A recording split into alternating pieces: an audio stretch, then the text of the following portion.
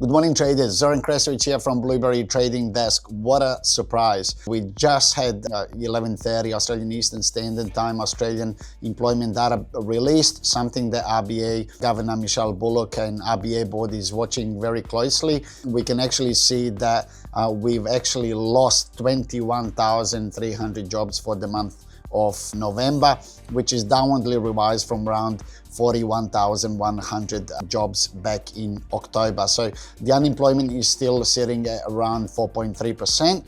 So it has muted, hasn't changed from last month. And what does it mean for Australian equities? What does it mean for Australian dollar? And what does it mean, more importantly, for the Australian households going into 2026? So RBA did mention earlier in the week they are very data dependent and they will be looking at the employment data quite closely. Primary reason for that is strong labor market and participation rate, which is obviously pushing the inflation a lot higher.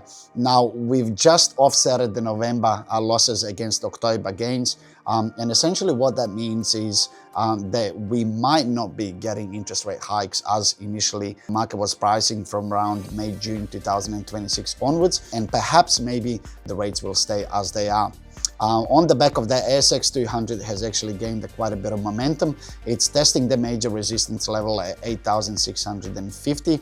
And hopefully this is a start of a perhaps Santa or December rally, seasonally adjusted and seasonally bullish period for Aussie equities. We still got quite a bit of catch up to play. If we do compare ASX performance for 2025 calendar year, we are year to date only 5.8% up.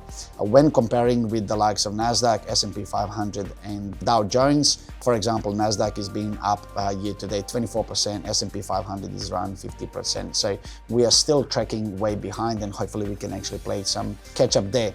Aussie USD are one of the best performing currency pairs over the past few weeks. We're actually finding a lot of sellers on Aussie at the moment as things stand, as we anticipate that perhaps, as mentioned previously, RBA will keep rates on hold in 2026 and perhaps it might be a slightly a dovish move for Aussie, or it might be a knee-jerk reaction. We are yet to see how it plays out for the remainder of the day, but at the moment Aussie equities are looking quite bullish and long. 9 out of 11 sectors are performing well and Aussie is actually finding quite a few sellers at the moment.